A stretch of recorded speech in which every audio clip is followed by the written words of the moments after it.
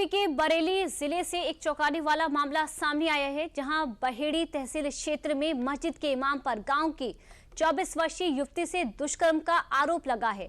आरोप है कि युवती को डरा धमकाकर मौलाना पिछले 1 साल से दुष्कर्म कर रहा था। युवती के परिजनों ने मौलाना के खिलाफ मुकदमा दर्ज कराया है। पूरा मामला क्या है वो आपको ग्राफिक्स के माध्यम से समझाते हैं कि किस तरह से घिनौना काम हुआ करता था। बरेली जिले के बहेड़ी तहसील क्षेत्र का ये पूरा मामला है और राजपुरा गांव की एक लड़की मस्जिद में दरअसल सफाई के लिए जाया करती थी और इस दौरान किस तरह से उसके साथ बड़ा हादसा हुआ है।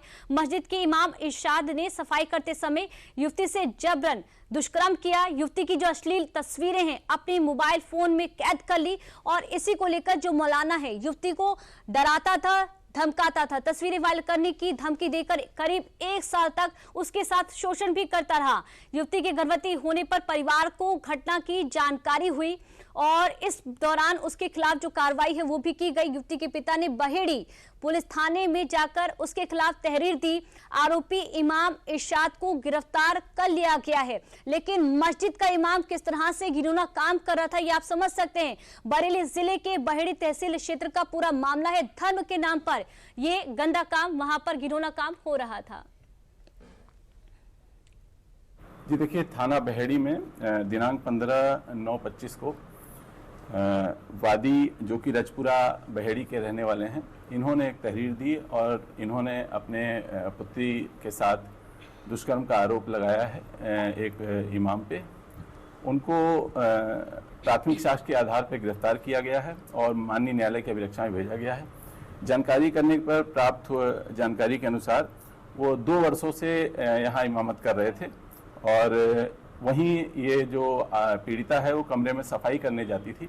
उसी दौरान अवैध संबंध बनाए जाने की बात प्रकाश में आई है। जी, मेडिकल में इस बात की पुष्टि हुई है और इस सभी उपलब्ध साक्ष्यों के आधार पर विवेचना प्रचलित है और शीघ्र इसमें आरोप पत्र प्रेषित किया जाएगा। आगे बढ़ते गोरखपुर में नीट छात्र की पशु तस्करों द्वारा की गई हत्या के बाद जहां पुलिस ताबड़तोड़ कार्रवाई में लगी है, वहीं इस पूरे मुद्दे पर सियासत भी तेज हो गई है। सपा अध्यक्ष अखिलेश यादव ने यूपी की कानून व्यवस्था पर सवाल उठाए तो उस पर पलटवार करते हुए यूपी के डिप्टी सीएम ब्रजेश पाठक ने अखिलेश यादव को उनकी ही सरकार का आईना दिखा दिया। ये बात क्यों बताते हो आप? कल रात को ही जिस समय मैसेज आने लगा कि कोई अधिकारी गोरखपुर गया है, उसी दिन सबने मान लिया था। जब मैं सुबह उठा तो एक साथी से मेरी बात हुई तो मैंने उससे पूछा कि क्या एनकाउंटर हो गया कि नहीं हो गया। नहीं हुआ। अभी प्रेस चल रही हमारी आपकी, इसलिए एनकाउंटर हो गया। सच बता रहा हूं मैं आपको, ये बात गलत नहीं है। ये सवाल ये था कि एनकाउंटर करने की आपको जरूरत क्या थी? आपकी पुलिस क्या कर रही थी? अखिलेश यादव जी, कृपया अपने गिरेबान में झांकिए। भारतीय जनता पार्टी की सरकार जब से योगी जी के नेतृत्व में बनी है, मैं दावे के साथ कह सकता हूं, गुंडे, बदमाश, माफिया, लुच्चे, लफंगे उत्तर प्रदेश छोड़ करके चले गए हैं। उत्तर प्रदेश आज दंगा मुक्त प्रदेश बना है। आज हमारी बहनें, माताएं सुरक्षित हैं। अपराधियों को कमर तोड़ने के लिए, उनको पूरी तरह से नेस्तनाबूद करने के लिए जो उन्होंने सरकारी जमीन पर अवैध कब्जे किए थे, उसको पूरी तरह से बुलडोजर के माध्यम से ध्वस्त करने का काम हुआ है। और इसी प्रदेश में आम जनता नारा लगाती थी, देख सपाई बिटिया घबराई। आज हालत क्या है? हमारी माताएं बहनें सुरक्षित अपने कार्य क्षेत्र में अपने घर तक आवागमन कर रही हैं। यदि किसी अपराधी ने बुरी नजर से देखा है तो उसका हम लोगों ने नेस्त नाबूद करने का काम किया है। आज उत्तर प्रदेश में कानून का राज है। अखिलेश जी, इस मामले पर हो रही सियासत के बीच पुलिस ने अब तक 4 पशु तस्करों को गिरफ्तार किया है। फरार 2 अन्य आरोपियों की पहचान हो चुकी है। उनके पकड़ने पर इनाम घोषित किया गया है। सभी गिरफ्तार आरोपियों से पूछताछ जारी है। इस मामले में अब तक की अपडेट क्या है, इस पर भी एक रिपोर्ट देख लेते हैं। गोरखपुर के पिपराई क्षेत्र में पशु तस्करों द्वारा नीट छात्र दीपक गुप्ता की हत्या मामले में पुलिस ने बड़ी कार्रवाई करते हुए अब तक कुल 4 पशु तस्करों को गिरफ्तार किया है। पिपराइच और कुशीनगर पुलिस के संयुक्त अभियान में मुठभेड़ के बाद एक पशु तस्कर रहीम को गिरफ्तार किया गया। और अब जानिए पूरा मामला। गोरखपुर के थाना पिपराई क्षेत्र अंतर्गत महुआ चाफी गांव में घटना हुई। घटना के समय एक अभियुक्त को ग्रामवासियों द्वारा पकड़ा गया था। इसके अतिरिक्त एक अन्य अभियुक्त रहीम, जिसकी पुलिस को तलाश थी, उसे थाना अध्यक्ष पिपराइच और कुशीनगर पुलिस के ऑपरेशन के दौरान गिरफ्तार किया गया। गिरफ्तारी के दौरान आरोपी द्वारा पुलिस टीम पर फायरिंग की गई। जवाबी पुलिस फायरिंग में उसको गोली लगी, जिसके बाद उसे गिरफ्तार किया गया। इसके अतिरिक्त 2 अन्य अभियुक्त छोटू और राजू को हिरासत में लेकर पूछताछ की जा रही है। 2 अन्य अभियुक्त जिनकी इस केस में अभी तक पहचान हुई है, उनके ऊपर पुरस्कार घोषित किया गया है और उनको पकड़ने के लिए 5 पुलिस टीमें लगी हुई हैं। ये थाना क्षेत्र पिपराइच में जो महुआ चाफी ग्राम में घटना हुई थी, उसके क्रम में प्रकाश में आए अभियुक्तों में से एक अजब हुसैन जो है, जिसको ग्रामीणों के द्वारा पकड़ा गया था और वर्तमान में हॉस्पिटल में गंभीर हालत में भर्ती है। इसके अतिरिक्त एक अभियुक्त रहीम, जिसकी पुलिस को तलाश थी, उसकी एसओ पिपराइच एवं कुशीनगर पुलिस की टीम के द्वारा अभी ज्वाइंट ऑपरेशन में गिरफ्तारी हुई है, जिसमें उसके द्वारा पुलिस टीम पर फायरिंग की गई थी और जवाबी आत्मरक्षा पुलिस फायरिंग में उसको गोली लगी है, जिसका पुलिस के द्वारा उसको गिरफ्तार किया गया है। इसके अतिरिक्त 2 अन्य अभियुक्त छोटू और राजू को हिरासत में लेकर के पूछताछ व अग्रिम विधिक कार्रवाई की जा रही है। 2 अन्य अभियुक्त जो इस केस में जिनकी पहचान अभी तक हुई है, उनके खिलाफ उनके ऊपर पुरस्कार घोषित किया गया और उनको पकड़ने के लिए जो हमारी 5 टीमें बनी हुई थी, वैसे सब टीमें लगी हुई हैं।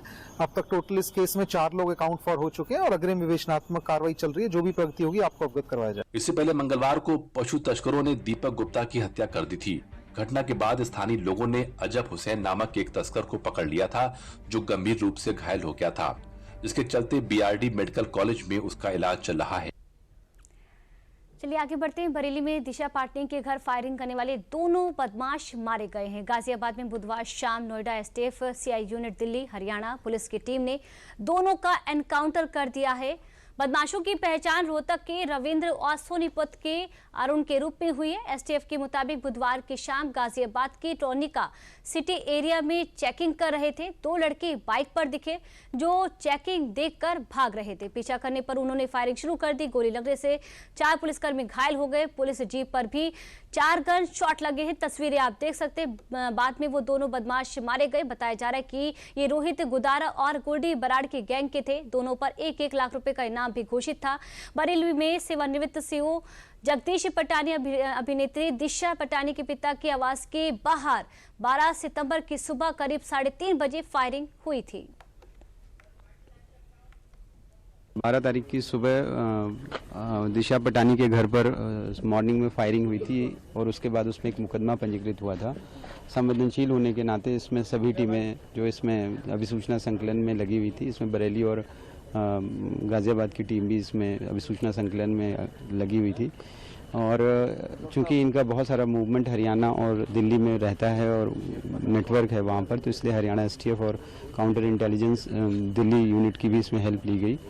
अभिसूचना संकलन, सीसीटीवी एनालिसिस और जो टेक्निकल एनालिसिस होती है, उससे ये चीज़ इस्टेब्लिश हुई कि जिस घर पे जो फायरिंग हुई है, ये जिन 2 लड़कों ने की है वो रविंदर रोहतक और अरुण सोनीपत ने की है। जब उनको ट्रैक करना शुरू किया गया तो उनकी बहुत सारी लोकेशन एनसीआर और हरियाणा के क्षेत्र में आई। सूचना प्राप्त हुई कि आज ये दिल्ली के रास्ते गाजियाबाद होते हुए जाएंगे, तो इस पे संयुक्त टीम के द्वारा इनको जब रोकने का प्रयास किया गया तो इन्होंने पुलिस की पार्टी पर फायरिंग की और फायरिंग में इन्होंने जिगान और ग्लॉक जैसे ऑटोमेटेड वेपन का प्रयोग किया।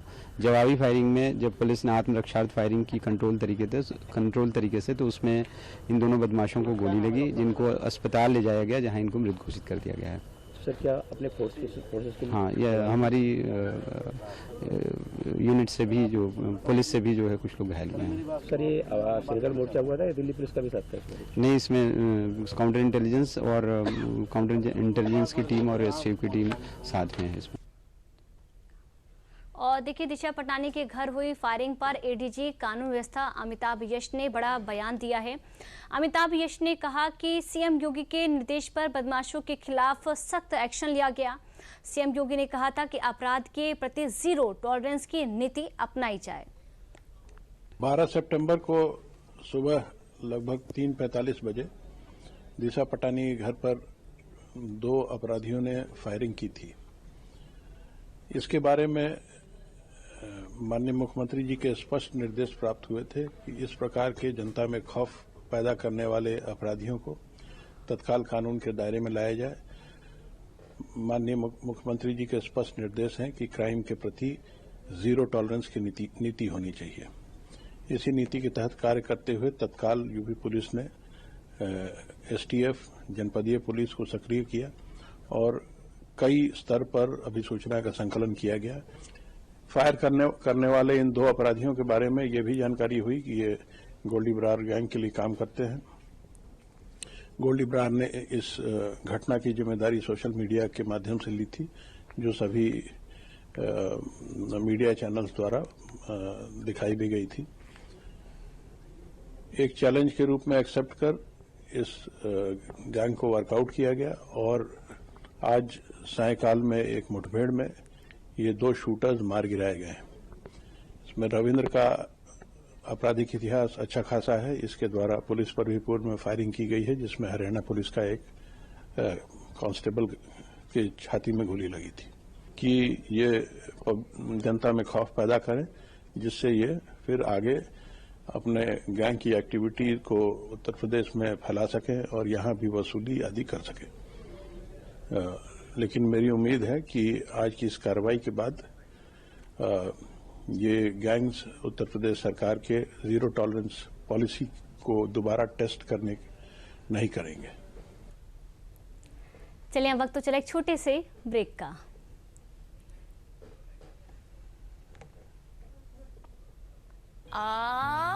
Good girl.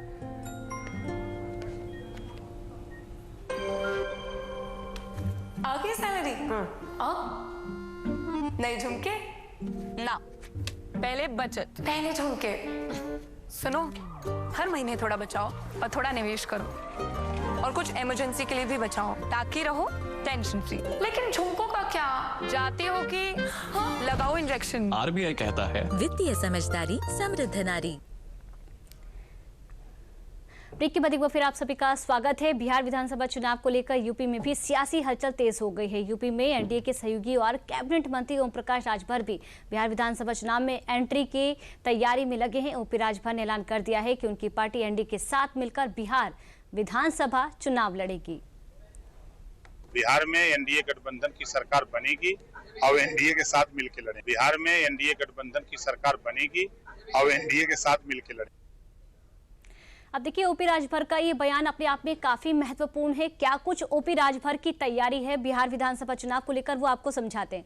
ओपी राजभर ने बिहार में एनडीए के साथ लड़ने का ऐलान कर दिया है। अब अकेले चुनाव वो नहीं लड़ेंगे, एनडीए के साथ वो बिहार विधानसभा चुनाव में उतरेंगे। इससे पहले वे बिहार की 156 सीटों पर अकेले लड़ने की तैयारी कर रहे थे, लेकिन अब उन्होंने फैसला अपना बदला है और अब एनडीए के साथ चुनावी मैदान में उतरेंगे। एनडीए गठबंधन के साथ 29 सीटों पर लड़ना चाहते हैं ओम प्रकाश राजभर। अभी हालांकि इसको लेकर कुछ भी तय नहीं हुआ है।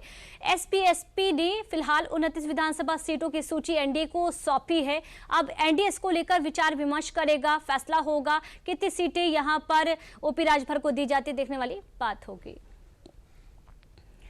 ओम प्रकाश राजभर बुधवार को सुल्तानपुर के इसौली में थे। इसौली में आयोजित रैली में उन्होंने प्रधानमंत्री मोदी की 75वें जन्मदिन पर 75 किलो का केक काटा और साथ ही अखिलेश यादव के मशीन वाले आरोप पर करारा पलटवार भी किया। हम लोग सेधमारी का काम नहीं करते हैं, हम लोग मिल करके हम लोग ताकत देने का काम करते हैं।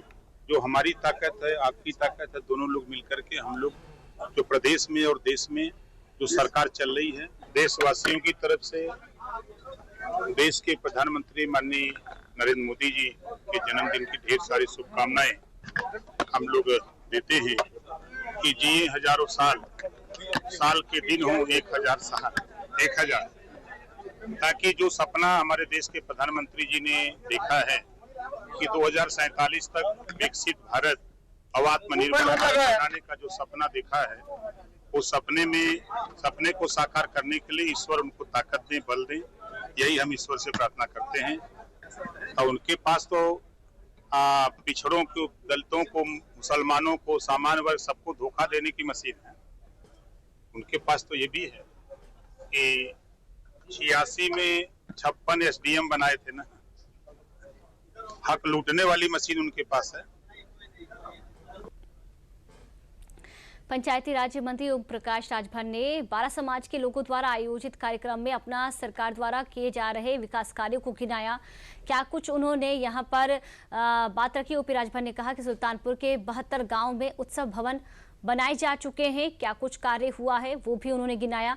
यूपी के 57,461 गाँव में डिजिटल लाइब्रेरी की तैयारी भी कर ली गई है और यहाँ पर जो लोग हैं उनके बीच तक जो विकास है वो पहुँचाया जा रहा है। पीएम सूर्य घर योजना से जुड़ने के लिए उमड़े जन समुदाय को भी जागरूक किया गया है। तो ओपी राजभर ने ये जानकारी दी। पीएम मोदी ने 3 करोड़ आवास बनाने का ऐलान भी किया है। तो किस तरह से लोगों को बुनियादी सुविधाओं से जोड़ना, इसको जानकारी उन्होंने इस लिहाज से दी और विकास कार्यों को भी गिनाया। देखिए, सीएम योगी ने शारदीय नवरात्र से मिशन शक्ति के 5वें चरण की शुरुआत करने की घोषणा कर दी। तस्वीरें आप देख सकते हैं। हाई लेवल मीटिंग आयोजित हुई। 22 सितंबर से शुरू होकर 30 दिनों तक चलने वाले इस अभियान में पुलिस फुट पेट्रोलिंग को प्रभावी बनाएगी। वरिष्ठ अधिकारी फील्ड में उतरकर जनता से संवाद करेंगे और महिला बीट पुलिस अधिकारी गाँव और वार्डों में जाकर महिलाओं को उनके अधिकारों के बारे में जागरूक करेंगे। क्या है मिशन वो भी आपको बता देते हैं। साल 2020 में यूपी में मिशन शक्ति की शुरुआत हुई थी। महिलाओं को लेकर ये खास है क्योंकि उन्हें उनके अधिकारों को लेकर, सुरक्षा को लेकर जागरूक किया जाता है। महिलाओं और बालिकाओं की सुरक्षा पर खास इस पर फोकस रहता है कि किस तरह से जो महिलाएं वो अपनी सुरक्षा कर सकती हैं। मिशन शक्ति की उद्देश्य बेटियों में सुरक्षा का भाव पैदा करना है और इसी के तहत ये भी जानकारी दी जाती है कि राज्य सरकार क्या कुछ उनके लिए योजना चला रही है। सुरक्षा के लिहाज से भी इस बार ये मिशन 22 सितंबर से शुरू होकर 30 दिनों तक चलेगा और इसको लेकर जो घोषणा है वो कर दी गई है। जोनल एडीजी, आईजी, डीआईजी समेत बड़े अधिकारी फील्ड में उतरेंगे, महिलाओं से मुलाकात करेंगे, जन जन से संवाद करेंगे और बताएंगे कि आखिरकार महिलाओं की सुरक्षा कैसे हो सकती है और जागरूक भी करेंगे। चलिए, यहाँ वक्त तो चला एक और छोटे से ब्रेक का। कब तक आप ऐसे फ्यूचर का टेंशन लेकर चलते रहेंगे? LIC के न्यू पेंशन प्लस के साथ अपनी पेंशन का प्लान बनाइए, क्योंकि ये प्लान आपके फ्यूचर के लिए मार्केट लिंक्ड वेल्थ क्रिएट करता है। और तो और इस प्लान में गारंटीड एडिशंस के साथ पेंशन पाने के कई ऑप्शंस भी हैं, so that you grow young and tension free. LIC, हर पल आपके साथ। ब्रेक के बाद एक बार फिर आप सभी का स्वागत है। वाराणसी में प्राइड ऑफ भारत अवार्ड्स 2025 का आयोजन हुआ, जिसमें समाज, शिक्षा, संस्कृति, सेवा और कॉर्पोरेट क्षेत्रों में विशेष योगदान के लिए 21 विभूतियों को सम्मानित किया गया। प्राइड ऑफ भारत अवार्ड्स और आइकॉन ऑफ उत्तर प्रदेश का आयोजन नदेसर के ताज होटल में आयोजित हुआ, जहां 3000 करोड़ वृक्षारोपण के संकल्प के साथ पीएम मोदी के जन्मदिन पर वाराणसी से विश्व को संदेश भी दिया गया। 21 विभूतियों को सम्मानित किया गया। वाराणसी में प्राइड ऑफ भारत अवार्ड 2025 का आयोजन किया गया। किस तरह से खास रहा वो भी आपको जानकारी दे रहे हैं। प्राइड ऑफ भारत अवार्ड्स में 21 विभूतियों को सम्मानित किया गया, जो कि अलग अलग क्षेत्र में उत्कृष्ट कार्य कर रहे हैं और ये जो प्लेटफॉर्म है इसी लिहाज से महत्वपूर्ण है। समाज, शिक्षा, संस्कृति, सेवा और कॉर्पोरेट क्षेत्रों में विशेष योगदान इन लोगों का रहा है और इसी लिहाज से इन 21 विभूतियों को सम्मानित किया गया। दुनिया के 75 देशों में 3000 करोड़ पौधारोपण का प्लान भी यहाँ पर जो ऐलान है वो भी किया गया। वाराणसी में प्राइड ऑफ भारत अवार्ड 2025 का ये आयोजन काफी खास रहा। काशी अभिभूत है, काशी चमत्कृत है और काशी उनके काशी आने के बाद से जो काशी में अभूतपूर्व परिवर्तन हुए हैं, विकास की एक नई कहानी, नई इबारत काशी ने लिखा है। ये तभी संभव हो सका जब नरेंद्र मोदी जी ने काशी को अपनी कर्मस्थली बनाया। तो काशी से खुशी से झूम रही है। उनका जन्मदिन है, अलग अलग तरीके से कई दिनों से ये कार्यक्रम अनवरत रूप से चल रहे हैं। तो बधाई और शुभकामना के साथ साथ ये प्राइड ऑफ भारत पुरस्कार के लिए भाई पवन मिश्र जी ने, अजय जी ने काशी को चुना है। इसके लिए संस्था को बधाई देना चाहता हूँ। और समाज के अलग अलग विधाओं के से जुड़े लोगों, किसी का पर्यावरण पे काम है, किसी का जल पे काम है, किसी का समाज में चिकित्सा के क्षेत्र में, तो धर्म, ज्ञान, अध्यात्म, मैंने कहा ये ज्ञान की नगरी है, अध्यात्म की नगरी है, वैराग्य की नगरी है और इसमें सब विषयों के लोगों को काशी में सम्मानित करके संस्था ने आज उनका मान बढ़ाया है। जनपद बलरामपुर में एवं भारत नेपाल सीमावर्ती पहाड़ियों पर 3 दिन से रुक रुक कर हो रही वर्षा से पहाड़ी नाले उफान पर हैं। तस्वीरें आप देख सकते हैं, जिससे तराई क्षेत्र में बाढ़ की स्थिति उत्पन्न हो गई है। अपर जिलाधिकारी ज्योति राय ने क्षेत्र का निरीक्षण कर अधिकारियों को दिशा निर्देश दिया और बताया कि स्थिति पर नजर रखी जा रही है। तो बाराखंड के चूँकि मैंने स्वयं भी निरीक्षण किया है और बाराखंड के अधिकारियों से लगातार बात हो रही है, मैं चूँकि आपने बताया और भी मुझे सूचना मिली तो बाराखंड के अधिकारी भी पूरे एक्टिव हैं। मैं इमीडिएट उनको वहाँ पे भेजूंगी और जाकर के वो वहाँ पे निरीक्षण करेंगे और किसी को भी अगर किसी भी प्रकार की परेशानी है तो हमारा जो राहत कार्यालय का जो नंबर है उस पर तत्काल सूचना दें, इमीडिएट हमारी टीम उनसे संपर्क करेगी। ये पहाड़ी के पानी है और बाढ़ के और धान मन बूढ़ गया, ये 5-6 गांव का है पानी। ये रास्ता बंद है और का वो जाती आप जा रहे हैं जगह। ये तो फसल का तो बर्बाद कर दिया। अभी तक के फसल तो ऐसा था, नेक लगा था लेकिन निकल आया था, डरा गया था धान। अब बाढ़ आ गया तो ये पूरा फसल को बर्बाद कर दिया। तो पहाड़ी नाले से ही पानी है ना, इतना बारिश होता था तो इतना पानी भी नहीं भरता था पहले। इधर तो बलरामपुर जाता है, इसके बाद इधर बरदौलिया, सिपुरा, ललिया, हम लोग का बाजार ये ललिया है तो हम लोग को सामान लेना जाना पड़ता है पानी में उतर के। समाचारों में फिलहाल के लिए इतना ही। नमस्कार।